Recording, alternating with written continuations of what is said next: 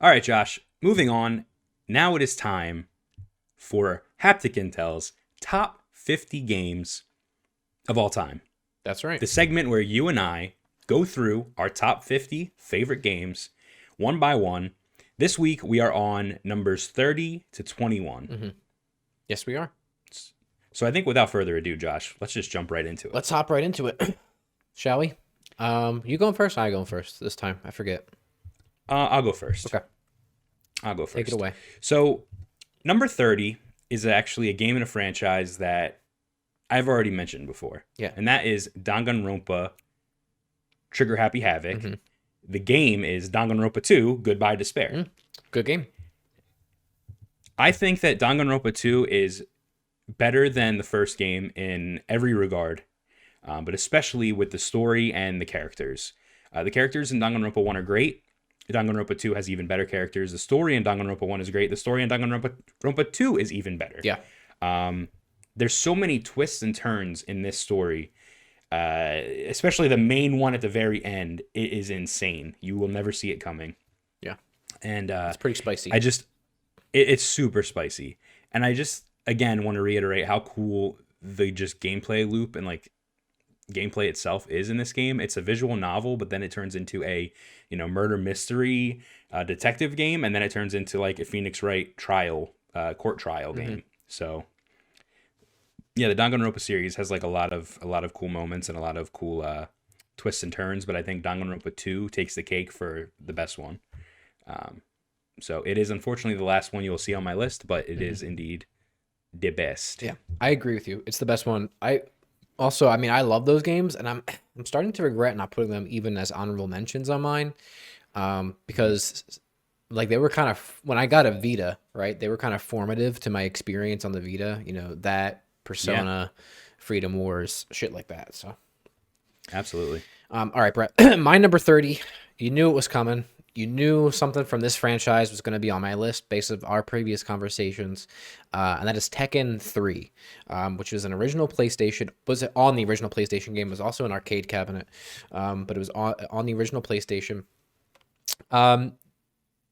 Tekken is a game that I hold very near and dear to my heart. I'm not a huge fighting game person, but Tekken 3 specifically, I used to play with my mom all the time, and she was really into it. And I still play Tekken against my mom today, and my mom can still kick my ass in Tekken.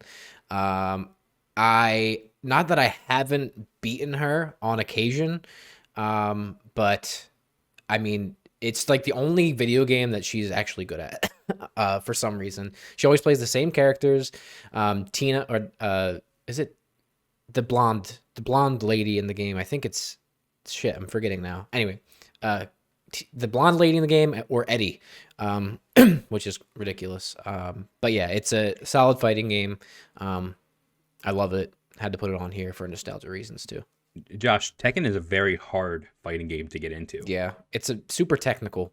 Like you've seen, yeah, you've seen move lists, but then I mean, Tekken has like original stuff that it wasn't even just like half circles on the like it wasn't circles, but on like the D-pad or whatever it was. Like there was like quarters, like eighths. That game is ridiculous, people. Okay, all right. Yeah. Tekken's always been pretty serious. But yeah, I knew as soon as, we started putting this list together, I knew at least one Tekken was going to be on there because although you don't really play it much nowadays, Right. I knew that it was pretty important to you as a kid with your mom. Yeah. So, all right. Moving on, number 29 for me is a game that also means a lot to me, and it came into my life at like a really important time, and that's Atlas's Catherine. This game is about a man named Vincent, and he's stuck in this love triangle with his longtime girlfriend who wants to take things to the next level, and this cute new girl who he never met before that, is more adventurous and likes to do things that, his actual girlfriend would never do. hmm It's all about him making a choice. He has to decide which Catherine is he going to go with, and you get to play as Vincent. At the same time all of this is happening, there's also this weird curse that's happening to young men all around Japan, where in their sleep they're just dying. hmm And you find out through Vincent's point of view that there's these weird challenges that you have to climb this giant tower, and if you don't make it to the top, you die in real life. And that's the gameplay loop. You basically climb these giant towers. and it's really unique. It's a really unique puzzle game, and there's not anything like it. I think the closest thing to Catherine would be like Qbert, which is like a really weird comparison, but um, that's kind of like exactly what the gameplay is. Yeah. And then they actually added like a multiplayer mode in Catherine Full Body, and I know you and I kind of dabbled in that a little bit too. So the gameplay is really fun. The story is great. And it kind of came into my life at a time where I was with my ex-girlfriend and I was really unhappy. I was, it was like a mentally abusive relationship. And, I just wasn't feeling it anymore. And the game is kind of about like just doing what's best for you. And I don't know. I didn't cheat on my girlfriend or anything like that, like Vincent does. However, it resonated with me in a way where, Vincent just wants to be happy, and that's all I wanted. I just wanted to be happy in life. So Catherine takes number 29, and I am playing it again with the full body edition on the PlayStation 4 or 5. Yeah, I gotta get back to full body. But yeah, I also love that game. Also met me at a time in my life with X issues. So yeah, it's a very good game. Very crazy game, and it served the engine served as the engine for Persona 5. True, So true. That's a good point. nice little tidbit there. All right, Brett, my number 29 is a game that's actually already been on the list, so I won't dwell on it too long, but I'm going to echo everything that you've said about it, and that it's fucking slick, and that is Tony Hawk's Underground. Nice. What is there to say about it, folks? The setting, the soundtrack, the gameplay, getting off your board. Come on now, folks.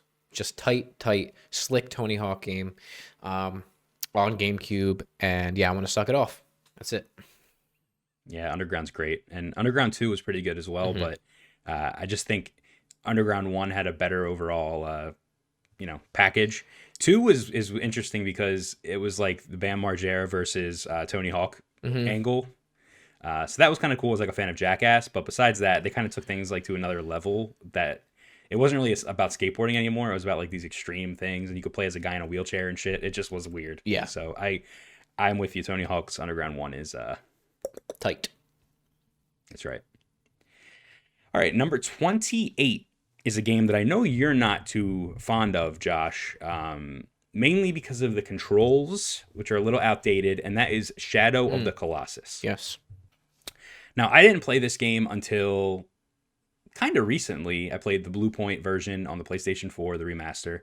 However, I did play the original PS2 version on the PS3 with the HD port. Gotcha. This game to me is just like, it's almost like I don't know how to explain it. It's almost like Dark Souls, like an origin of Dark Souls, or those kind of games where it's just like this giant boss and you have to figure out how to beat it by like watching its patterns, So it's got like elements of Dark Souls in there, and I really like that about it. And I think when I played it the first time on PS3, at that time I never played any Dark Souls games or anything like that, so I was kind of lost. I didn't know what to do. So playing Dark Souls and Bloodborne and stuff, going back to Shadow of the Colossus, it helped me out a lot, actually. Some of the boss fights in this game are just like absolutely insane. Specifically, my favorite ones are the guy with the giant sword. He slams it down on the ground, and you have to walk all the way up his sword to get to him, to get to his weak spot. There's one where the creature's like in the water and it like pops out, and there's the one that's flying. Like there's so many like really cool moments in this game. But the coolest moment of all is the very end, and I don't want to spoil it. But essentially, you think you're doing one thing the whole game, and in reality, you're doing something else. So the ending of this game is fucking wild, and it's a twist that will twist your head off.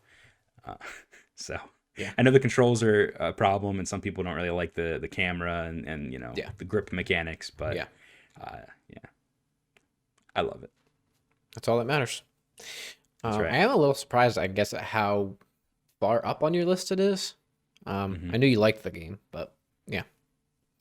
Yeah, I think it's just the boss rush, like mentality of the game, like the way it goes about that. It really resonates with me because it's not like there's little enemies walking around that you have to kill or anything like that. It's literally just open world. Go here, fight the boss. Go here, fight the boss. Go here, fight the boss. So it's like simplistic, and I like that. I like it. So yeah, cool. Okay, my 28, Brett. Another Tony Hawk game. Oh boy.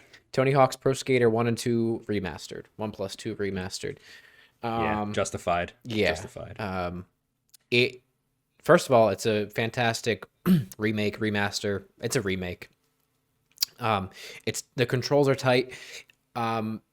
The First of all, it's super nostalgic, but also just the fact that they incorporated some of the best mechanics from the entire franchise, including games that were not good in the franchise, i.e., the Reaver and things like that. It just make it so much more fluid and easier to combo. When this game came out, I had a lot of fun with it. I want to go back to it, and I think I finished all of like the actual I have all the parks unlocked, but there's a lot of stuff to do in there in the arcade aspect of it. But the soundtrack, it's a lot of fun, and just the I'm a sucker for like weird shit in games where they has like no place being. And like Area 51 and like some Easter eggy stuff in these games. I just really remember those very fondly and vividly for some reason. And they recreated it faithfully in this version of them. So yeah. Yeah.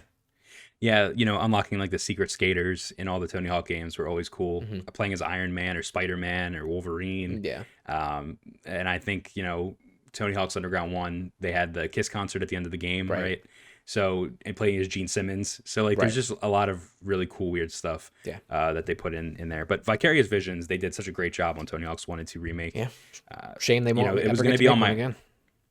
Yeah, it was on my honorable mentions list. I did take it off just to put something else up there. Unfortunately, it didn't make the cut, but they did a really good job. It's a really great game.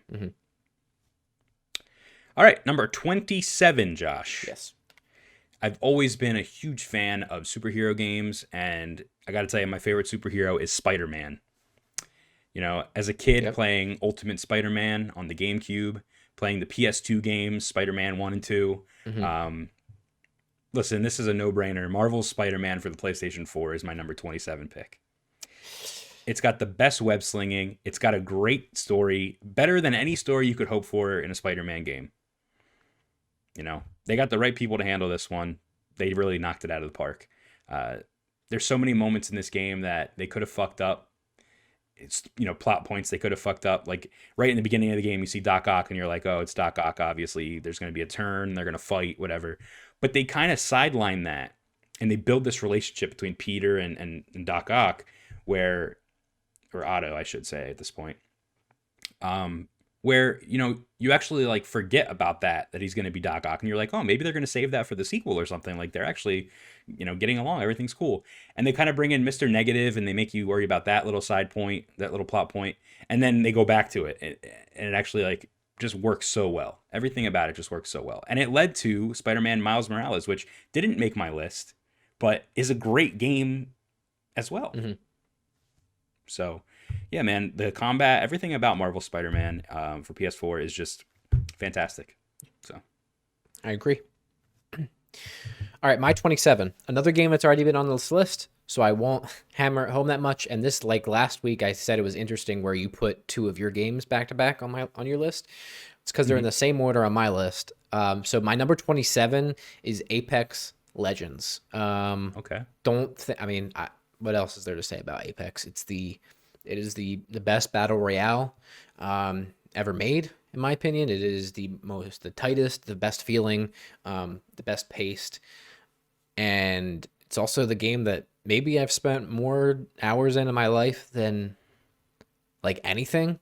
Like a lot of time spent in this game, but it's slick. I have nothing else to add about it. I echo everything that you said. Okay. My number 26, Josh, is Resident Evil 2, the remake. Okay, I was going to say the remake, I hope. Resident Evil 2 is such a great game. It's such a scary game.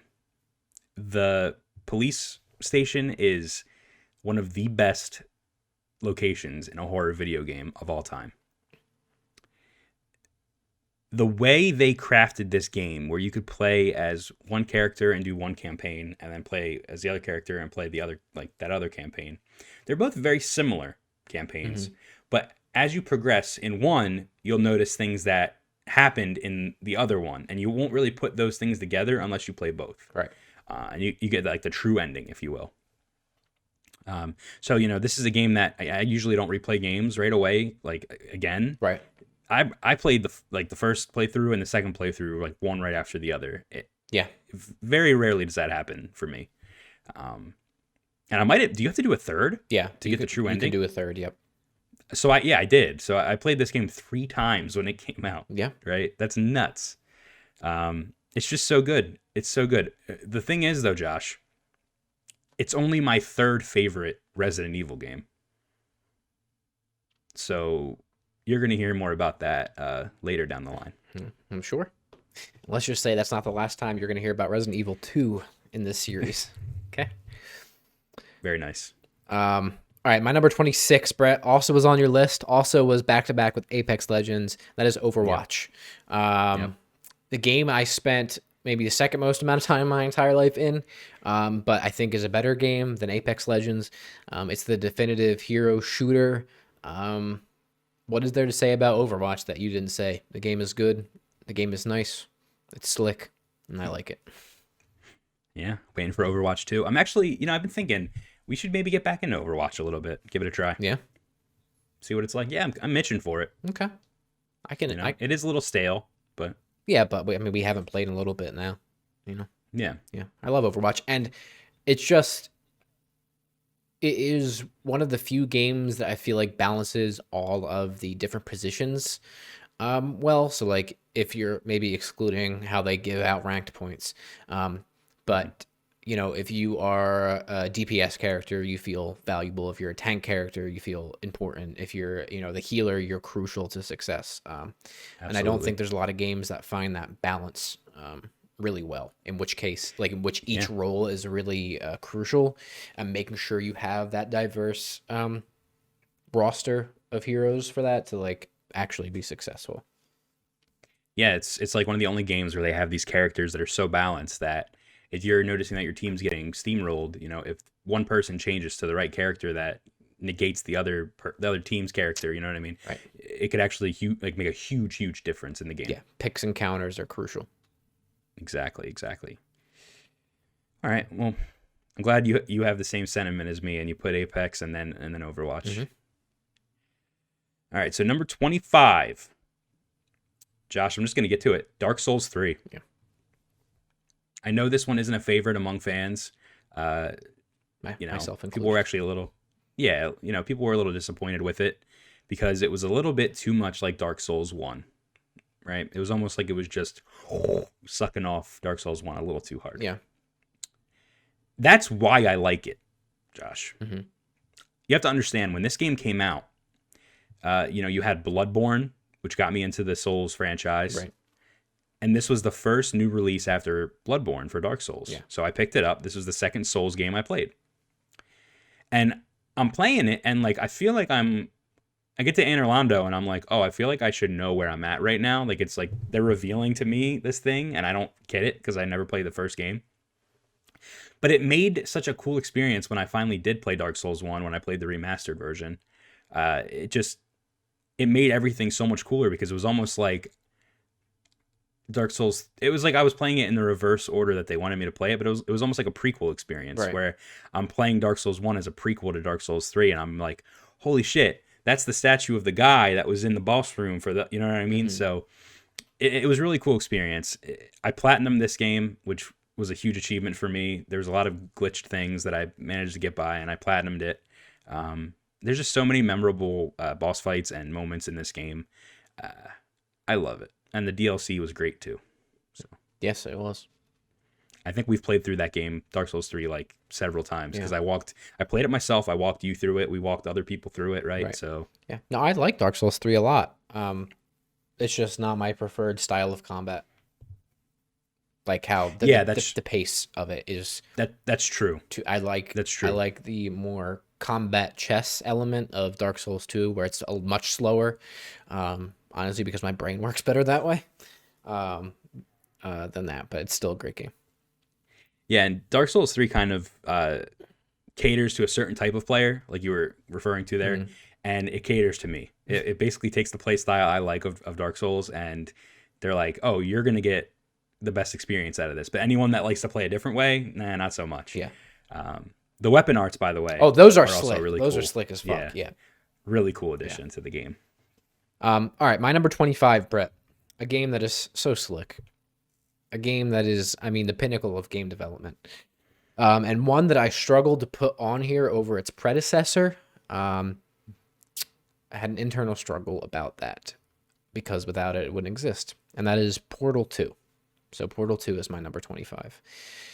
Why Portal 2 over Portal 1? The story is better. The puzzles are better. It has co-op.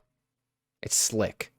Everything that the first game did great, this game does like 30,000 times better than the first game, which is saying something because the first game is incredible. The voice acting, the characters, the dialogue, the story, the puzzles, the set. Like, I mean, just everything about this game is fucking slick and nuts. And then they added co-op, which in and of itself is fucking incredible. So yeah, I don't know what else I can say about this game other than it's slick, and it's one of the best puzzle games, and honestly narrative games ever made. So,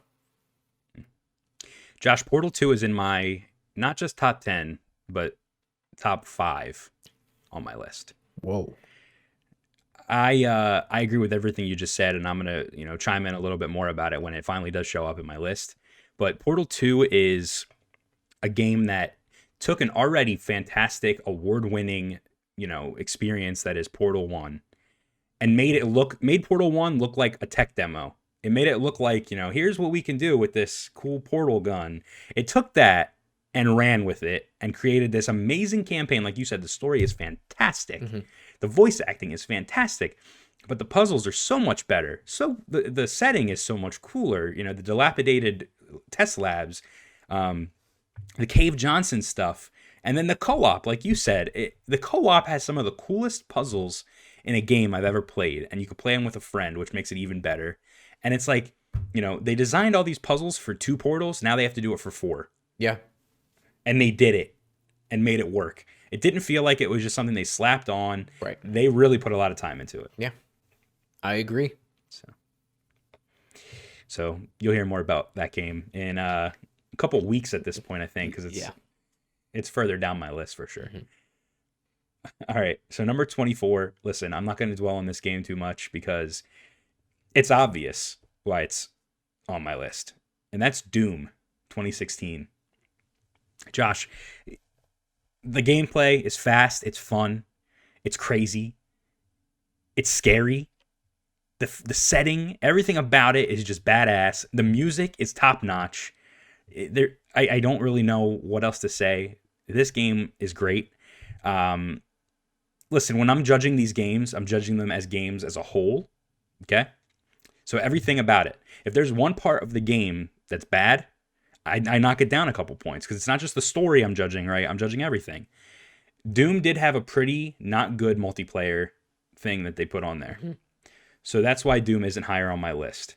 But that doesn't take away from the fact that it's super slick and it's badass. Yeah. In every way. If I had to choose one phrase for this game, it would be, or not even phrase, just 2 words, big dick. That's it. Yeah. That's it. Yep.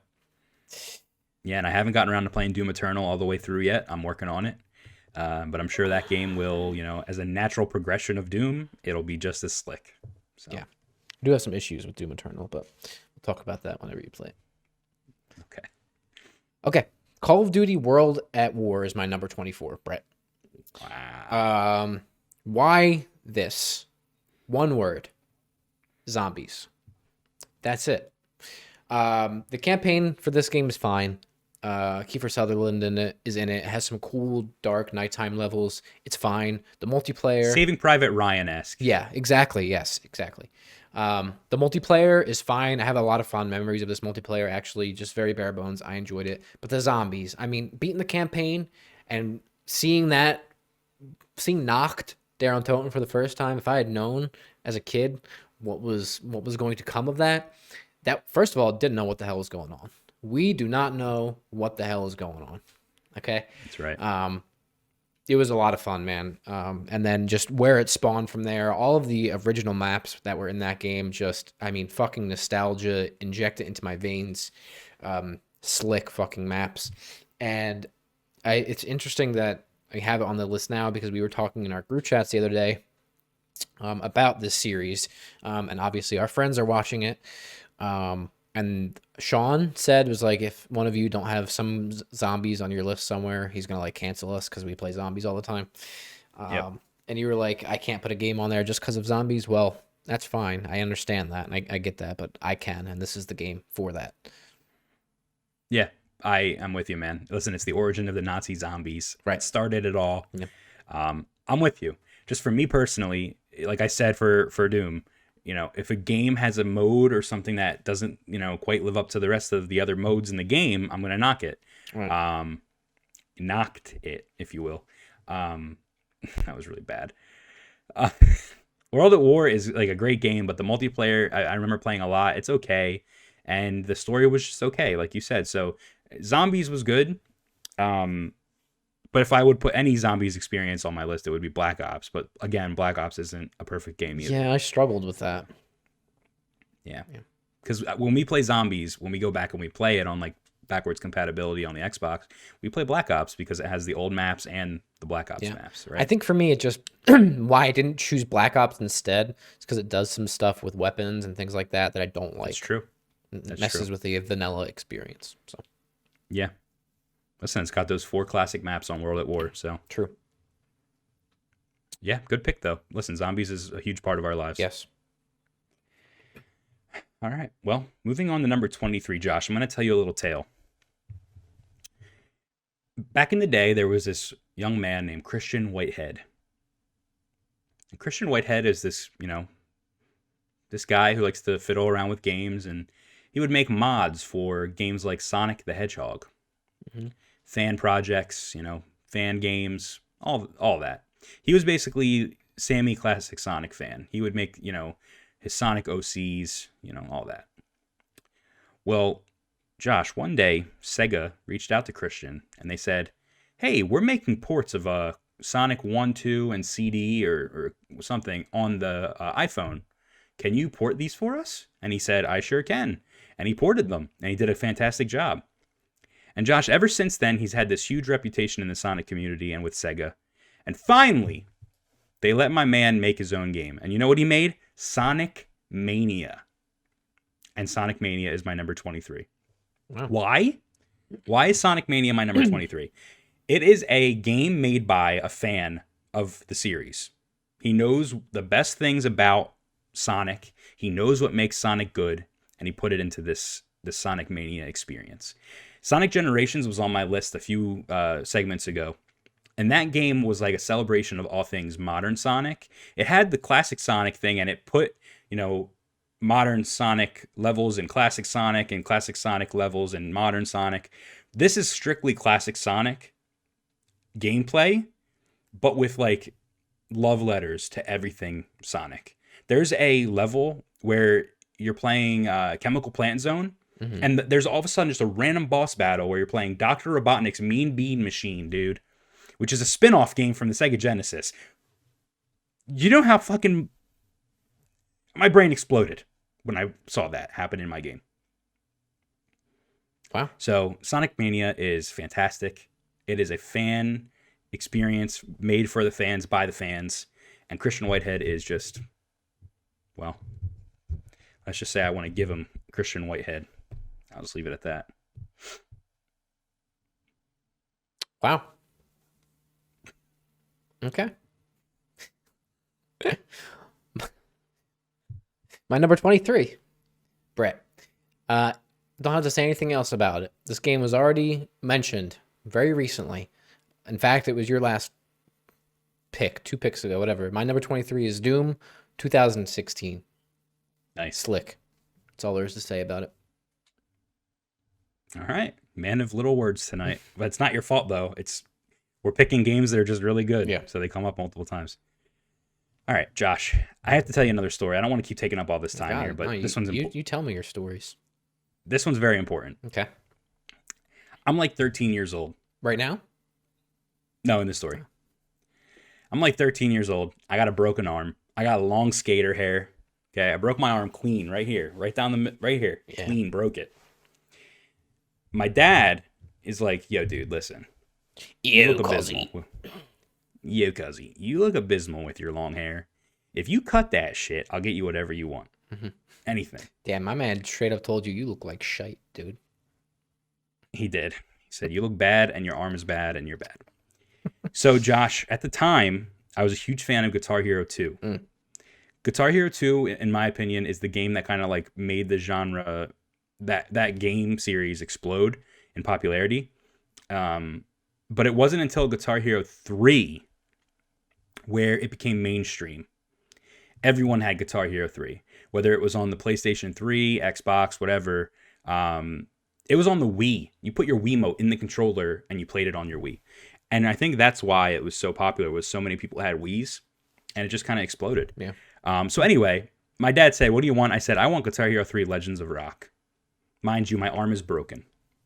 He says, okay. I get my haircut. I get Guitar Hero 3. I go home, and I'm playing Through the Fire and the Flames with a broken arm, dude. I can't even like lift because it's broke, dude, and I have to hold the neck of the guitar like this, my man. Oh my god. And I played the game and I loved it. So damn, you're a madman. Guitar Hero 3, I am. Legends of Rock, dude. I just think that it's such that's the game that kind of cemented Guitar Hero, and it actually almost ruined the franchise because it put expectations so high that they can never reach that again. You know, they did World Tour after that, which it was like a Rock Band ripoff. It was okay. I just think 3 was like the pinnacle, and they couldn't go any higher. They were too slick, dude. Too slick for their own good. Yeah. So. All right. My number 22, Brett. This is a game that I have now just recently platinumed. A game that I struggled with not putting higher on my list, but didn't want to because I still haven't had time to fully digest it yet. I didn't want to be too hasty. And that is Control by Remedy.